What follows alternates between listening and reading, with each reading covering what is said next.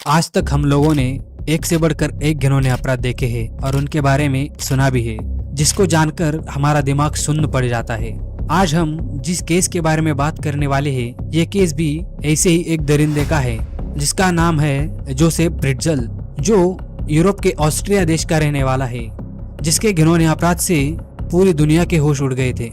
जब यह case police के सामने आया था तो लोग इस सोच में थे कि ये सच है या किसी फिल्म की कहानी।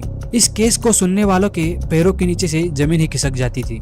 यह केस एक ऐसे इंसान का है जिसने अपनी ही बेटी को 24 सालों तक अपने ही घर के तय खाने में कैद करके रखा था और हर रोज उसका बलात्कार भी करता था, जिस वजह से उसकी सगी बेटी अपने ही पिता के 7 बच्चों की मां बन गई।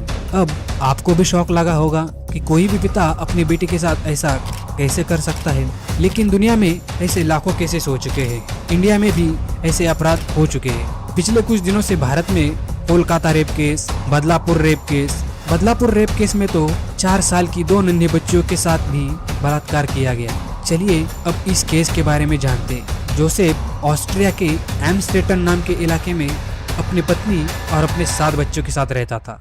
उसके 7 बच्चों में से उसकी एक बेटी का नाम था एलिजाबेथ। एक बार जोसेफ अपने घर के बेसमेंट के दरवाजे को ठीक कराने के लिए अपनी बेटी एलिजाबेथ से मदद मांगता है, तो एलिजाबेथ भी इस बात के लिए मान जाती है। लेकिन इस बेसमेंट में एक सीक्रेट रूम था जिसके बारे में किसी को कुछ भी पता नहीं था। उसके बच्चे तो बहुत दूर की बात है, उसकी अपनी पत्नी को तक इस सीक्रेट रूम के बारे में पता नहीं था। जब जोसेफ एलिजाबेथ को अपने बेसमेंट का दरवाजा ठीक करने के लिए लेके जा रहा था, तभी वो बेहोशी के दवा से लदा हुआ रुमाल उसके मुंह पर रख देता है और बेहोशी की हालत में उसको अपने सीक्रेट रूम में लॉक कर देता है। इस अंडरग्राउंड सीक्रेट रूम में ना ही कहीं से हवा आती थी और ना ही कहीं से लाइट। ये पूरा रूम चारों तरफ से दीवारों से बंद था, बाहर की दुनिया से एकदम लापता।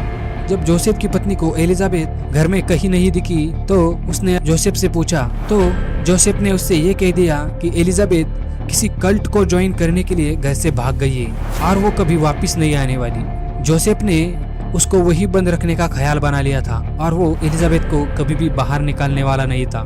जोसेफ ने सिर्फ उसकी बेटी को बंद ही नहीं किया था, बल्कि वो हर रोज उसके साथ जब मन चाहे तब बलात्कार करता था और वो उसे हर रोज सेक्सुअली असॉल्ट भी करता था। उसके बाद एक दिन एलिजाबेथ प्रेग्नेंट हो जाती है और उसी कमरे में वो उस बच्चे को जन्म भी दे देती है। वो बच्चा वही बड़ा होने लगता है। उस बच्चे के पैदा होने के बाद 1 साल के अंदर वो फिर से एक बार प्रेग्नेंट हो जाती है और वो दूसरे बच्चे को भी जन्म दे देती है। उसके बाद एलिजाबेथ अपने तीसरे बच्चे को भी जन्म दे देती है, लेकिन इस बार जोसेफ उस तीसरे बच्चे को अपने सीक्रेट रूम से बाहर लेकर जाता है और अपने घर के सामने एक बॉक्स में डालकर छोड़ देता है और अपनी पत्नी को बताता है उस बच्चे को कि वो बच्चा उसकी बेटी एलिजाबेथ यहाँ छोड़कर गई है, जो कुछ साल पहले कोई कल्ट में ज्वाइन होने के लिए घर से भाग कर गई थी। और इस बात पर उसकी पत्नी को भी विश्वास हो जाता है। इसके बाद भी जोसेफ का ये घिनौना वेशीपन रुक नहीं रहा था। ऐसा करते करते कुछ सालों में एलिजाबेथ ने अपने ही पिता के 7 बच्चों को उसी कालकोठरी में जन्म दे दिया, लेकिन उसमें से एक बच्चे की डिलीवरी के वक्त मौत हो जाती है। अब बचे हुए 6 बच्चों में से 3 बच्चे उस सीक्रेट रूम में एलिजाबेथ के साथ पल रहे थे और बाकी के 3 बच्चे जोसेफ और उसकी पत्नी रोजमेरी के साथ बड़े हो रहे थे। पिछली बार की तरह ही वो अपनी पत्नी को वही कहानी सुनाकर उसने उन दोनों बच्चों को भी अपनी भागी हुई बेटी को छोड़कर गई कहकर अपने घर में लेकर जाता था और वो 3 बच्चे उसके साथ ही बड़े हो रहे थे। कई बार तो ऐसा होता था कि जोसेफ उन बच्चों के सामने ही एलिजाबेथ के साथ बलात्कार करता था। इन सब से उसका मन नहीं भरता था तो वो उन दोनों के सेक्स के वीडियोस भी बनाता था। एक दिन एलिजाबेथ के साथ रह रही उसकी एक 19 साल की बेटी जिसका नाम क्रिस्टीन था, वो बीमार पड़ जाती है। तब एलिजाबेथ जोसेफ के सामने गिड़गिड़ाती है, रोती है, हाथ पैर जोड़ती है और उसे हॉस्पिटल ले जाने की भीख मांगती है ताकि वो उस बच्ची को हॉस्पिटल ले जाए। एक दिन जोसेफ ने एलिजाबेथ की बात मान ली और वो क्रिस्टीन को लेकर हॉस्पिटल ले गया। जब डॉक्टर्स ने उस बच्ची को देखा तो उसके हाथ पैर बर्फ की तरह सफेद पड़ गए थे। जैसे हम लोग मूवीज में भूतों को दिखाते हैं वैसे वो दिख रही थी, क्योंकि वो जिस कमरे में बड़ी हो रही थी वहाँ पर ना कोई नेचुरल लाइट आती थी और ना ही कोई नेचुरल हवा। बस एक इलेक्ट्रिक बल्ब, एक टीवी और कुछ खाने पीने का सामान रखने के लिए एक फ्रिज था। जब डॉक्टर्स को क्रिस्टीन के बारे में कुछ भी समझ में नहीं आ रहा था तो डॉक्टर्स ने क्रिस्टीन की माँ को बुलाने के लिए कहा।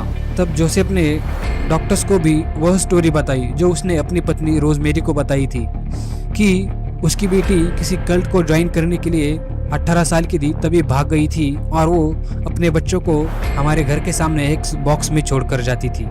इस बात से डॉक्टर्स को जोसेफ पर शक होने लग गया। फिर डॉक्टर्स ने पुलिस को इन्फॉर्म कर दिया और उसके बाद पूरे मीडिया में ये हंगामा हो गया।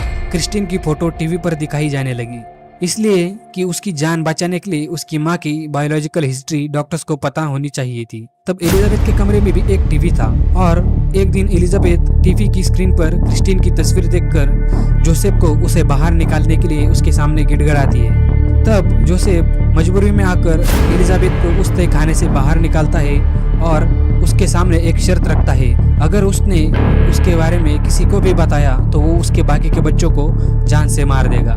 उसको वही कहानी पुलिस को बतानी है कि वो 18 साल पहले कोई कल्ट ज्वाइन करने के लिए भाग गई थी और उन बच्चों को जोसेफ के घर के बाहर छोड़कर जाती थी। एलिजाबेथ ने अपनी बेटी को बचाने के लिए और उन बाकी के 6 बच्चों की जान बचाने के लिए जोसेफ की सारी शर्तें मान ली और उसके बाद जोसेफ एलिजाबेथ को लेकर हॉस्पिटल ले गया। तब पुलिस ने डॉक्टर्स के कहने पर एलिजाबेथ को ही अरेस्ट कर लिया, क्योंकि तब पुलिस वालों को यह शक हो रहा था कि एलिजाबेथ ने ही क्रिस्टीन के साथ वो सब किया है। एलिजाबेथ पुलिस के लाख बार पूछने के बाद भी उन्हें कुछ भी नहीं बता रही थी, क्योंकि जोसेफ ने उन बाकी के बच्चों को मारने की धमकी दी थी। लेकिन इंसान किसी भी बात को कितना भी छिपाने की कोशिश क्यों न करे, सच कभी न कभी बाहर आ ही जाता है। और एक दिन एलिजाबेथ पुलिस को जोसेफ और उसके 7 बच्चों के बारे में सब कुछ बता देती है। एलिजाबेथ की यह कहानी सुनकर पुलिस वालों के भी रोंगटे खड़े हो गए। पुलिस ये जानकर हैरान थी कि उसने और उसकी बेटी ने 24 सालों में पहली बार सूरज की रोशनी देखी थी। इसके बाद जोसेफ को पुलिस ने अरेस्ट किया और उसे उम्र कैद की सजा हो गई। अब आपके दिमाग में ये भी ख्याल आ रहा होगा कि क्या एलिजाबेथ आज भी जिंदा है? हाँ, तो वो जिंदा है। ऑस्ट्रिया के एक अज्ञात गाँव में रहती है और एलिजाबेथ ने उसके एक बॉडीगार्ड के साथ शादी भी कर ली है। तो दोस्तों, अगर आपको ये वीडियो पसंद आया हो तो प्लीज़ लाइक कीजिए, शेयर कीजिए, सब्सक्राइब कीजिए। तो मिलते हैं अगले वीडियो में किसी एक नए सब्जेक्ट के साथ।